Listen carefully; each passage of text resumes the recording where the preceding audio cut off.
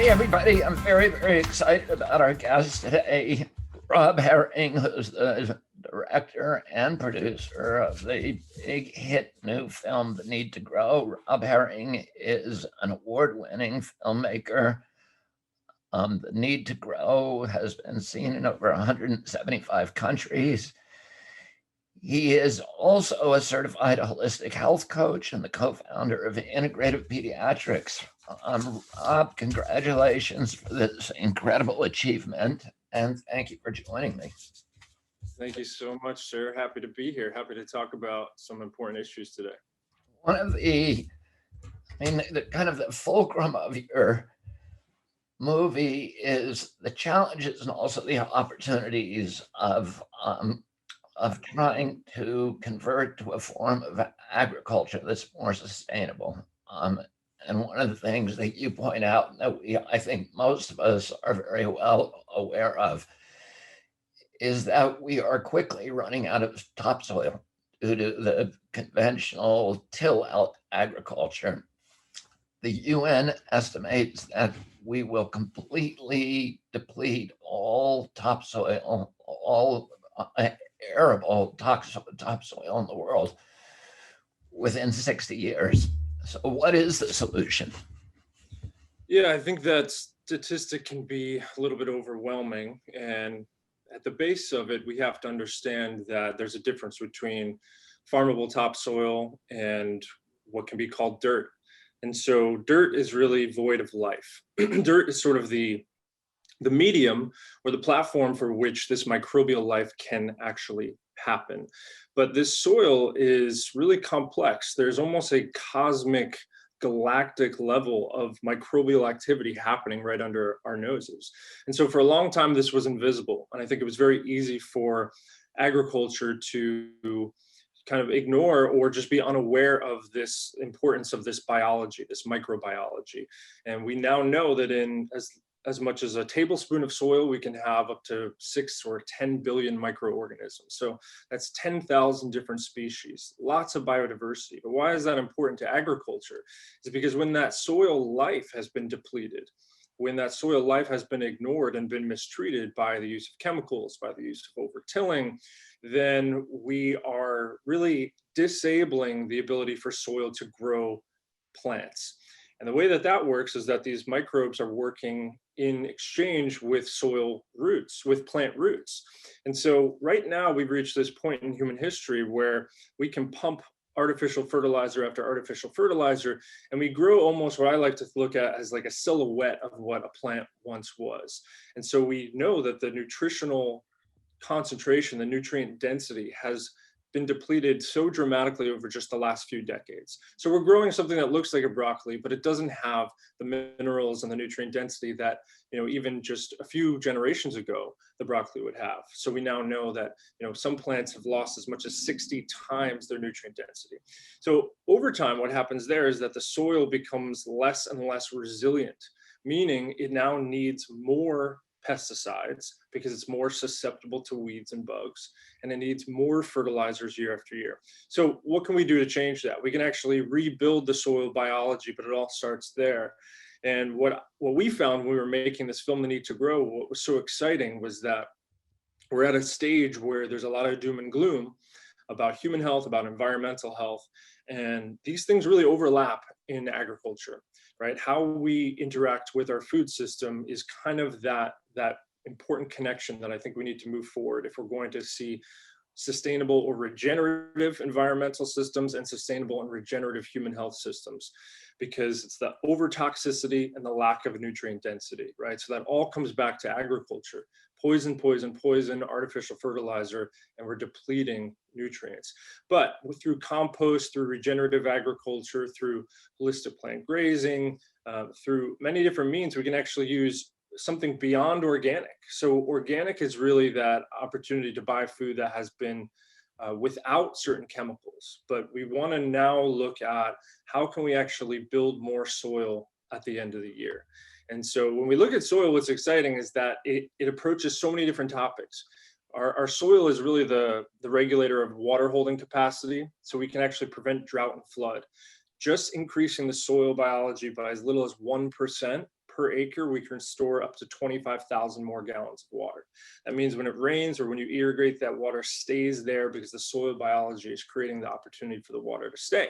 So we're reducing drought and flood.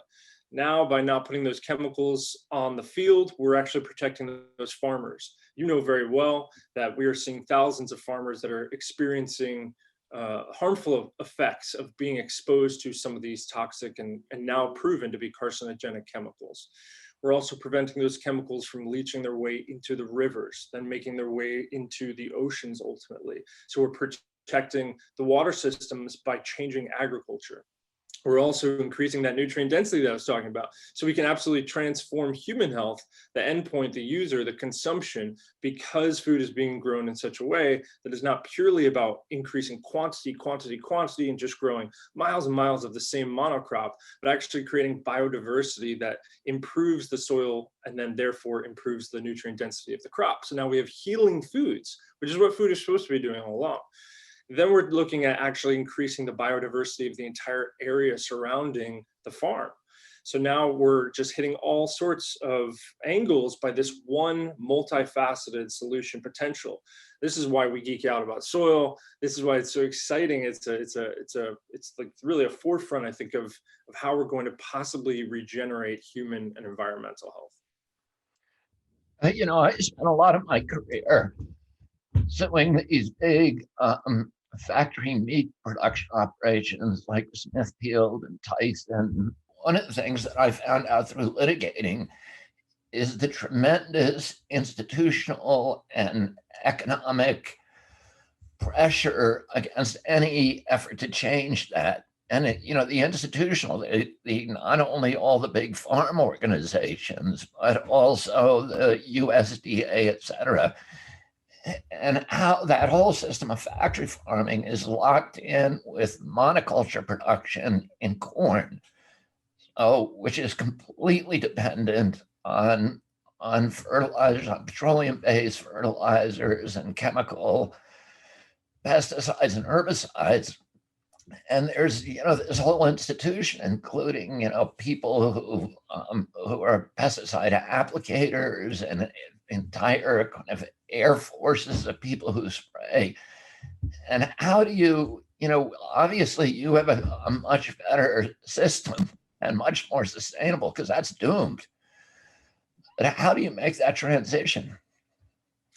Yeah, I think it's an important point that you mentioned there is that the system itself is at this point kind of a house of cards where big chemical, big ag, and big oil are really all interconnected, right? And we all know that the incentives that are happening at the lawmaking level through lobbying are really a euphemism for a type of bribery. And we know that these systems have built such a stronghold that actually our US tax dollars go to artificially lower the costs of these destructive systems, when in reality, the true cost of those systems is much, much more expensive. And so there's an illusion right now that we think organic is more expensive, when in reality, that system is much, much cheaper in the long term, not only from the human health, you know, not having to pay your doctor later for the medical bills, but also just the environmental cleanup that is outsourced. So we kick the can down the road in those systems continuously. So when we ask that question of how we're going to transition, well, what's beautiful is that the solutions already exist. So regenerative, holistic agriculture models already exist, and people are doing it around the world where they are getting off of these chemicals. And at first, it's a little bit of, you know, a restructuring of the paradigm of tradition that they may be used to. Unfortunately, there's cultural pressure, and I've heard from many farmers firsthand that they literally experience sometimes being mocked by their peers by switching to holistic or even organic methods, because so many of their peers are stuck in reliance on these chemicals, for both fertilizers and the pesticides. But what these brave farmers do when they take the time to switch and when they have the means and the opportunity to, because it's not always easy to do that. We have to be patient and support these types of farmers in those transitions. When they start to rebuild the soil biology, what they notice is that their cost of inputs goes down. Their water cost goes down because their water is actually staying on the land. They are more drought resistant. They are less likely to be susceptible to serious crop loss that their neighboring farms may be hit with. They are now inputting fewer chemicals, so they don't have those costs, right? So we want to kind of mimic nature as much as possible and close the loop. So what you've seen on those big animal factory farms is that all of this concentrated fecal matter is so completely man-made, in the sense that this would never exist in natural systems. But in natural systems, there is really no waste. And all of those components would, through animal fecal matter or through compost, this degeneration becomes back into regeneration. And so we need to be thinking about all of the food that we extract. This is something to take home for anyone who's listening that eats food, which is all of us, is that when you're chopping up your carrots or the end of the celery, instead of throwing that into the garbage can, where then that's going to be moved into a landfill and it will just create more waste, what if that became part of the solution and was actually regenerated back into topsoil? And that's through composting. So we have solutions like this. We know that we can put them in more cities. We know that we can actually restructure a farm, and in a short period of time, sometimes it can take a year or two, maybe 3 for some farms. What they then see is that they're now growing more food. It's more nutrient dense, and they now are able to sell food at a premium. So these farmers who take that leap of faith are now making more money. They're more safe for themselves and their family who might be working on the farm.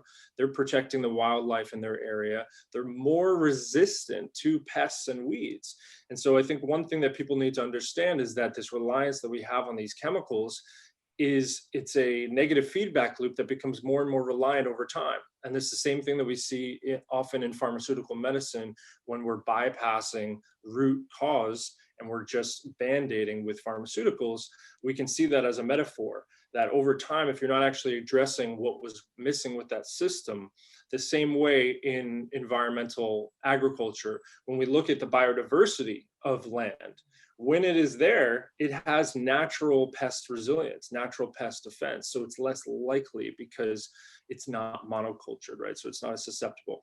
So I think we can actually restore soil on the large scale land, but we're going to need consumers to demand this. And we also need the top down. And so I think sometimes people get frustrated with the lack of, change that's happening from the top down. But other people get frustrated if the responsibility is put all on the consumer. And it has to be in both directions. We need a grassroots movement, because whether it's politicians or whether it's companies, they will make changes when the public demands it. So this is why for us, a lot of it does start with education. It does start with making awareness about the concept of soil regeneration, the concept of regenerative agriculture, because we are seeing, even in just the last couple of years, that companies, they move with their dollar just like everybody else. So politicians will do that when they're sponsored by somebody. Companies will do that when they start to lose a little percentage of their market share. We know the organic movement is growing. We know that people are considering this. And so these concepts of unsustainable agriculture, I always like to remind people that when we say that we don't want to forget that literally means it has an expiration date. It's not just that it's bad for the environment. It literally means it cannot be sustained. So there will be an end point. And when we reach that, are we going to be able to transition gracefully, or are we going to do it through chaos? And I think we're at this fork in the road now where we can all go to our farmers markets, ask them, are you doing organic regenerative agriculture? We can start purchasing from those types of companies if we can afford it. We can start asking our city councilmen. We can start, doing the petitioning ourselves, but it has to be approached from all angles.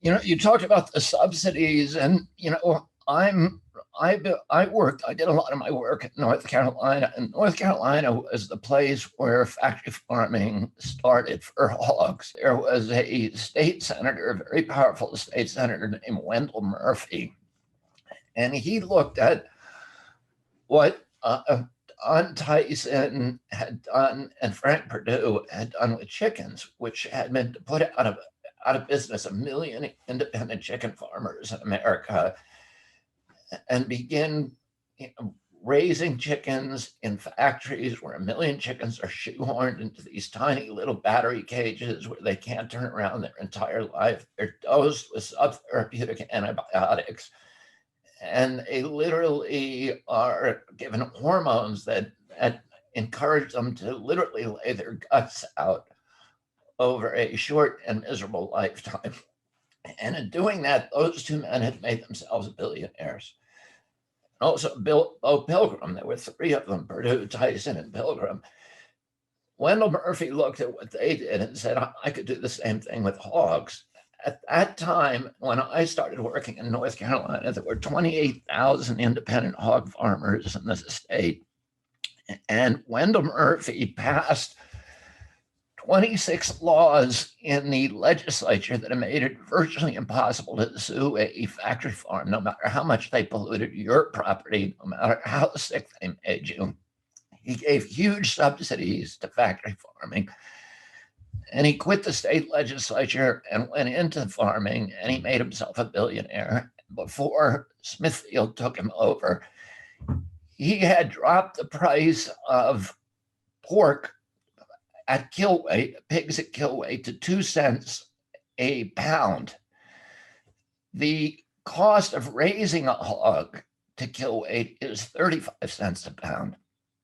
So it was all subsidies that allowed him to do that. He put out of business every independent farmer in the state, hog farmer.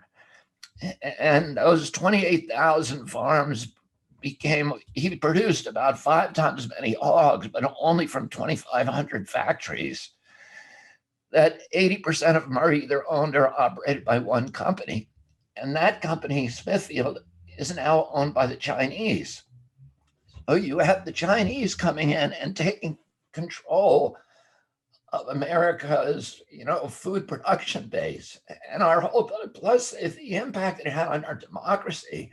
Thomas Jefferson said American democracy relied on the existence of tens of thousands of independent yeoman farmers, each with their own ownership of a plot and their own stake in the American system of government. And now we've wiped that out. We've handed our landscapes over to the Chinese, and we're giving our children pork that is loaded with hormones and antibiotics, relying on the corn monocrops that you're fighting, and relying on this whole system that you call a house of cards of industrial agriculture, which is completely dependent on the inputs of, from the chemical industry, from the pharmaceutical industry. They're killing us with subtherapeutic antibiotics, from the oil industry. And, agriculture is no longer farming. It's really just an extension of big chemical and big oil, highly, highly subsidized. It's really, and we're eating that stuff. And as you say, there's a lot of Americans who are out there walking around with full stomachs and malnutrition because the food that you're putting in you doesn't have nutrients in it anymore. Exactly. And when you eat food that is grown in these regenerative systems, which I've had the pleasure to do, that are grown with true nutrient density, it's pretty astonishing. And I've seen this happen, not just with myself, but everyone that we bring to some of my friends' farms. One, I'm thinking of our friend Eric Cutter down in Irvine. And when we have people eat that food, first, they're blown away by the taste. There's a completely different, we actually have feedback that is designed to search for nutrient dense food. And so when you think of the natural world that we would have evolved in, we would be noticing, wow, that tastes amazing. And it's our body's evolution designed to say, eat more of that because it's nutrient dense and it's going to heal you. And then you actually become more satisfied. So our body is designed to actually count nutrients. And when we're starving for certain nutrients that we're deficient in, which most everyone is at this point because of this system, we are always reaching for the next piece of food because our body's saying, wow, I didn't get enough of this mineral. I'm still looking for this. I'm still looking for that. And so our interpretation is just, I'm hungry, I'm hungry, I'm hungry. Meanwhile, the body is really reaching for nutrient density. And when you eat some of these, even a salad from some of these farms, you have that for lunch, come dinner time, you're not even hungry again because your body has been so satisfied. And I think what's going to change here is one, experience. People have to experience that to some degree. So how do we make some of these systems more accessible, even in urban agriculture, where they actually taste fresh food for the first time?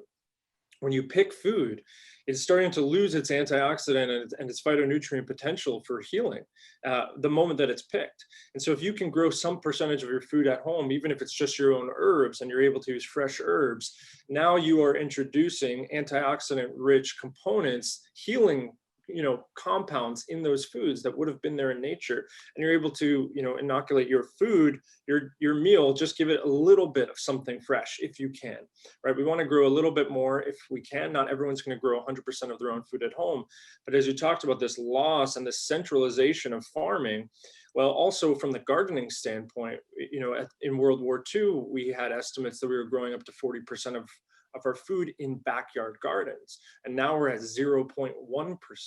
So what's changed there is that we've been disempowered. Systems that actually profit off of our lack of independence are going to want to keep that hidden. And so I feel that all of these solutions are going to come with transparency. If the public saw what was actually happening on some of those farms, that you were fighting in court, they would have eat anymore. Yeah, I mean, so we all have values, and I think that the difference that's happening right now, where we may be seeing some cultural divides or infighting, is that we are getting lost in specifics in the argument, but we actually all, I personally believe that the vast majority of people share similar values. They all want clean air, they all want clean water, and they all want clean food and healthy food for their family. And if we were able to see the way that these systems have been profiting off of hiding their true nature from us, right? We see the package at the store of the bucolic, beautiful farm, the traditional farm. But if those packages were to show the actual image of what was going on, consumers wouldn't buy it if they knew what was happening. So for me, the future is going to be, how do we create more transparency? And that not only have they made it illegal to sue in certain situations, they've also made it illegal for people to sometimes go in and even film. So journalism to expose what's happening has become harder and harder to do, because they've realized that, again, they will lose their power. They will lose the illusion. The Wizard of Oz loses its power when the curtain has been pulled back, when people see what's actually happening on these farms. So I like to empower people. Not only can you try to grow even some percentage of your own food, even if it's just your own mint or your own basil or something at home, if you can try that, but then can you go to your farmer's market? Can you talk to a farmer? Can you do a farm tour in your neighborhood? Can you go to a community garden? What we want to do is not only experience this as adults, but we want to bring children into this process as much as possible. Because if we can create something that will later in life be a nostalgic connection to seeing where food is grown. Most kids today think that food comes from the grocery store. They've never even seen a beet come out of the ground. They've never seen a carrot or a piece of celery literally come out of the ground. When they have that experience, or when they participate in growing something themselves, and I've seen this with my own nephews, right? They grow a food that they normally wouldn't have even eaten, and now suddenly they have ownership over it. And this actually happens at all ages, but it's just magical to see it in children, because they might grow a cucumber or a tomato, and now suddenly they're so excited to eat it, right? And so I think when we can remove the distance between us and the food as much as possible in all different categories. So if we can grow a little bit of this, fine. If we can't grow, can I just go to a farmer's market? Can I go to a community garden? Can I do a farm tour with my family? But those are the people that we want to be voting with our dollar to support. And when we don't know is when we're disempowered, when we don't even, this is what true ignorance is, right? Ignorance is not an insult or saying someone is dumb. Ignorance means you've just been unaware. You haven't been given the opportunity. So I think if we had that exposed, what is this farm actually doing? So, independent media, like what you're doing, what others of us, what filmmakers are doing, is so critical to this process. And we really need to support the awareness. We need to support, bringing light onto these processes. Otherwise, we can't expect the consumer to care, because they just didn't even know the difference. You mentioned the taste of the food, and when I started doing this work, I ended up there's a lot of independent farmers out there, and they're organized in many of the states by the Farmers Union, which is really grassroots farmers that's opposing the Farm Bureau, which is the big organization that's run by the ag industry, by big agriculture, by the big companies, the Cargills, the Monsantos, the chemical companies, and the fertilizer companies. But they have this incredible food because they're actually growing organic, or they're growing field raised animals stock. And I think most Americans have forgotten that you're not supposed to be able to cut chicken with a fork. And you touch it, you taste the chicken that you buy in a grocery store, and it's like almost, it's like styrofoam. Sponge. And a real chicken that is field raised chicken, it tastes completely different. And and then of course, the pork chops all look different, and the taste in them just explodes in your mouth. Smithfield, really, its whole marketing is in response to Walmart, and Walmart wants uniform pork chops, which means that the pigs have to be genetically modified to all produce the exact same look of the pork chop. And then it's so nutrient deprived that Smithfield actually dyes the pork chops red to make them look like real meat. And so the stuff that you're getting is just a complete hoax. It's fake. And meanwhile, as you point out, the animals are being treated in ways that are just unspeakable cruelty. The sows are put in, a pig is as smart as a dog. And they want to be outside. They want to be rooting. They want breeding opportunities. They build nests. They want to do, they have these very, very rich social lives. And they're locked into these brood crates where they literally cannot turn around for 6 weeks at a time, these gestation crates. And, it's a miserable life. It's a miserable life, and we are supporting it, and we're supporting these. If one of these farms, a pig produces 10 times the amount of fecal material in weight as a human being every day. So if you have a hog shed with 100,000 animals in it, it's producing the same amount of poop as a city of 1 million people. There's no difference between hog poop and human poop, based upon its virulence, its capacity, its propensity to spread disease. You need to treat that under the law, under the Clean Water Act. But they don't. They take it and they spread it on the field, and they say we're fertilizing the field, and it's a lie, because in a lot of those fields, nothing will grow except for crabgrass because the level of nitrogen. But they're taking advantage of that loophole to dump hundreds of millions of tons of poop illegally without any treatment, and they get away with it because of their political clout. You have these disease spreading like Listeria piscidia, which is this terrible disease that that infects the human brain and causes pustulating lesions all over people's bodies and paralysis and all this other bad stuff. And these are all part of the subsidies, the cost, the externalization of the cost of those kind of operations, and that kind of really degenerative agriculture that you're fighting. Yeah, it will run out of runway eventually, right? We will reach the end point. And I think you brought up an important point about the food that we're consuming there. And was that food healthy? And this is that age-old saying of you are what you eat. And I think we need to make sure that that's really hitting home for people, that the food that you actually consume ends up in your blood and will become the building blocks of your physical body. That is not metaphor. But even more importantly was that food healthy? And so if you eat something with a healthy immune system, you can have a chance to have a healthy immune system. And this is both in whether we're talking about animal agriculture or in plants. And we can see it in both. If we're consuming foods that are sick, diseased, fearful, contaminated and poisoned, then we are more likely to take on those traits. If we are consuming food that was healthy, thriving, happy, had a strong, robust immune system, we're more likely to take on those traits. And the same thing is true with plants. And I've seen this side by side with when there are plants that are grown with certain biology in the soil, literally directly next to plants in an experiment done without the same type of biology, same type of plant.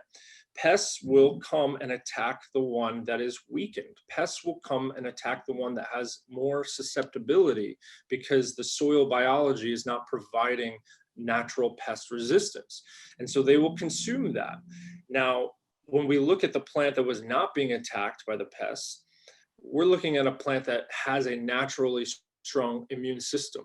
When you eat that plant, you then have a higher likelihood of having a strong immune system. So we're actually, really, truly, you are what you eat. And it's just profound when you see that side by side, because when you see certain crops that are grown in such a way that they have such robustness and health and flavor, what's happening there is that there are different compounds that are available now to the plant because the biology of the soil was appropriate.